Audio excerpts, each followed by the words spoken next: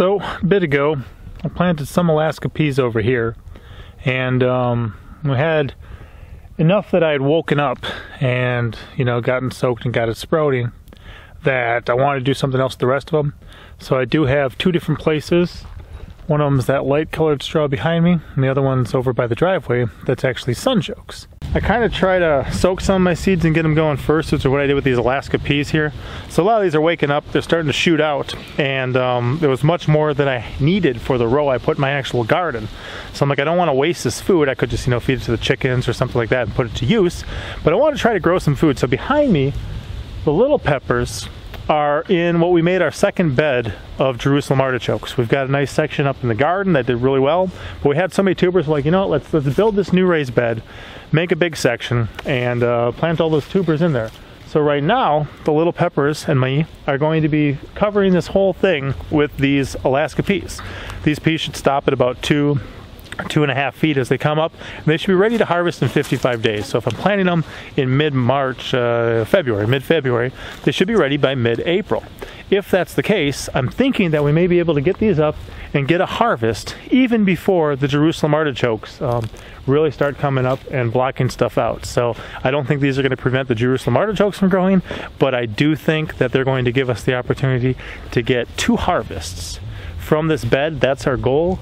And I figured since we were planting them now, I'll give you guys a little bit of a look at what we're doing, and then as this continues, I'll keep you posted. But I'm all about using spaces as wisely as we can. We know some crops can grow together, like when you plant like squash at the bottom, corn running up the middle, and pole beans or runner beans, climbing them. You can get 3 harvests from one area. I think this might be a way to get 2 harvests from one area, and we'll give it a try.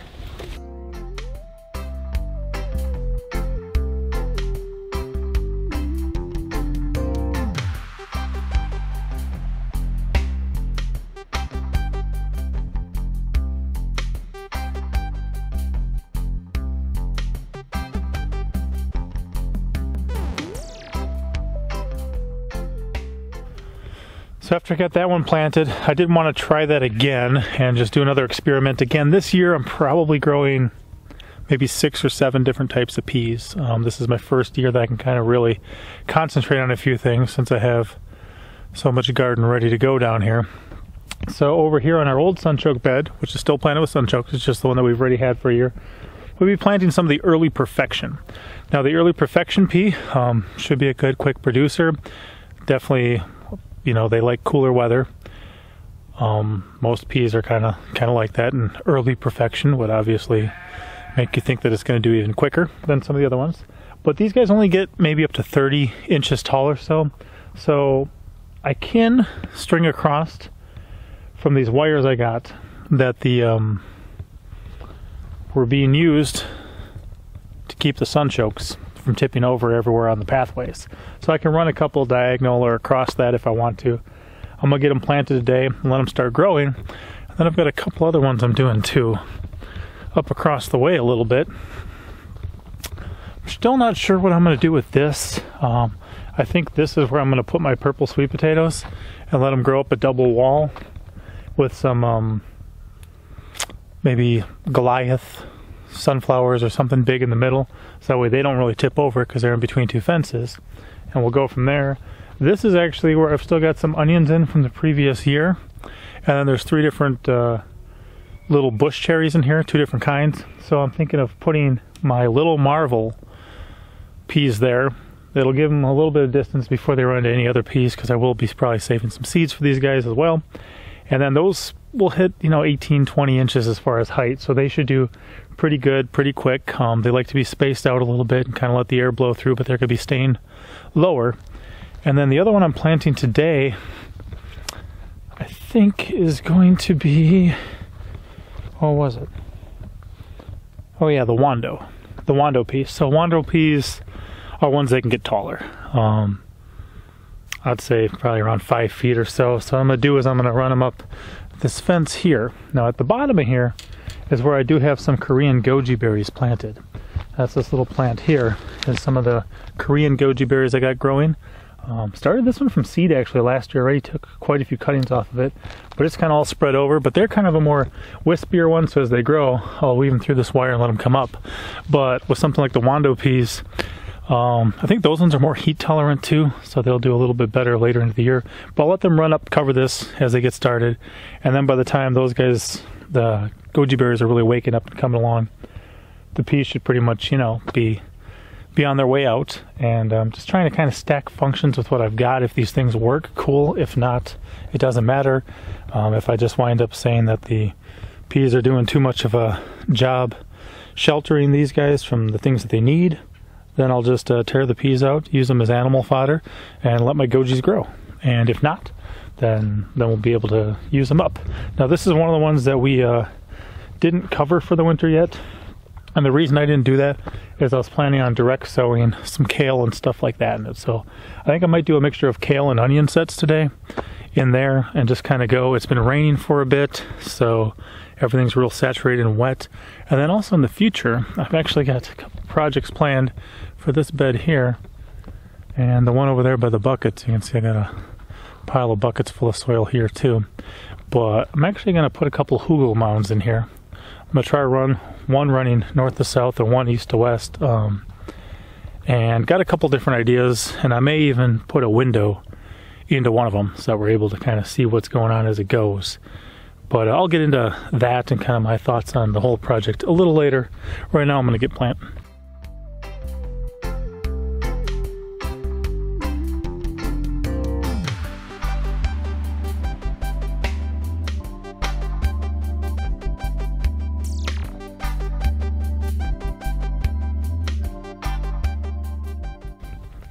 So as you saw, I was going down through all the straw and stuff. Actually, at some points I think I was hitting the tubers of the Jerusalem artichokes underneath there. This will be my second year growing Jerusalem artichokes here. Other than growing some peas at a different site, I've never really grown peas. Well, I haven't on this property, and don't have much experience growing them in the area. I probably could have put them in a little bit earlier this year, but the goal is to see if they can kind of work together. Now, where I did plant my Alaska peas over here, under the small trellis I made, there hasn't been, that I've seen, any disturbances of what I would see a squirrel coming and digging them up. So part of the reason I just don't dig a trench and put them in there and then cover it back up is that disturbs the soil a lot more, clues, you know, the squirrels, which sometimes I call the idiots of the woods. Just a lot of things they do don't make very much sense, and it can become rather frustrating at times. So same thing here. I just kind of went through without trying to disturb it too much, but I think just because I'm going to have two plants growing here, two plants need nutrients and different things, I may just kind of sprinkle some rabbit manure on top of here too, to kind of mask the scent if they, you know, are able to smell the peas down there, and that'll help. So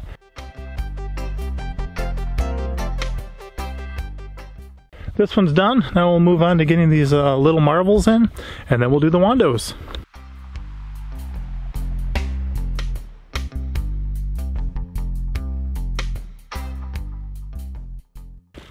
So in gardening, I like to experiment and check different things out too. You can see a lot of my stuff is hypothetical, it's experimental. I just kind of have an idea, I run with it, see how it works. If it works, people can learn from what I've done well. If not, people can learn from my mistakes. But a couple things you'll notice here. First of all, you know, these raised beds are low, partially because they've got between 3 and 5 inches of mulch on the outside of them. So these rocks head down lower. This has already been filled in part way, but this one has actually got a lot of room for growth as far as depth. So I do plan on building these up over the years, but I think that now may be a good time to build this one up. What I have established here for the Korean goji berries, a lot of them are sprouted up rather high. There are some short ones still in here, but they do root very well too.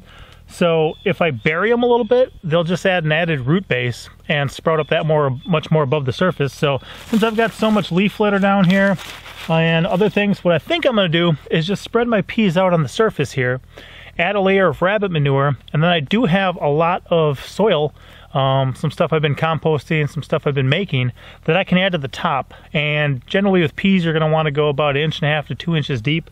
So I think I'm just going to kind of surface sow these right now and then bury them, and we'll see if that doesn't work. So here we go.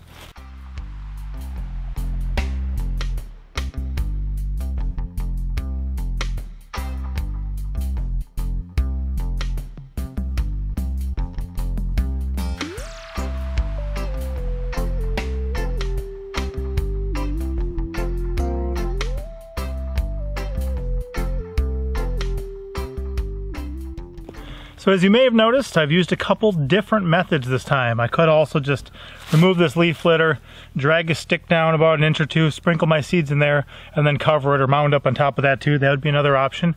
But I wanted to just kind of try a little bit of variety, expose others to some different options. This is the way some people do it. Most of my life I've been burying them. Wanted to try this as well. Like I said, it adds some more organic material, both with this and with the rabbit manure. So it's going to help plants to feed, especially because we're growing multiple species here. These are a perennial, started last year. They're growing well. I've also got some that I'm propagating, so I'll fill in the blanks a little later in the year too, and kind of have this whole thing just be a wall of Korean goji berries. I also have some of the black goji berries started from seed, and then some different Chinese goji berries that I'm working with as well in a propagation project. So we'll see how these wandos do. I do expect them to kind of fill this out, and hopefully, like I said, hopefully they can get up there, do their thing, and not really inhibit these guys at all. If I do think they are, I've got options too. You know, I can remove them, but we'll see how it does. I'm just trying to experiment, trying to gain some experience myself, and see what works, especially being a generally newer gardener in this area. This will be my fourth garden here.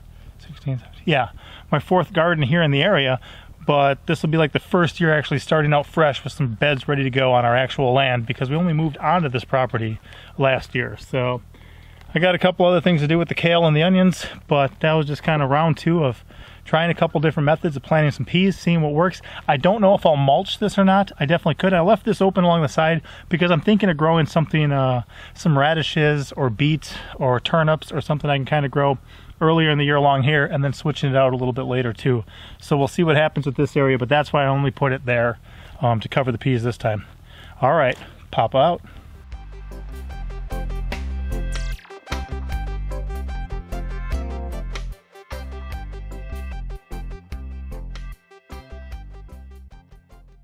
As always, I'm Papa Pepper, and I'd like to remind you, don't post for free.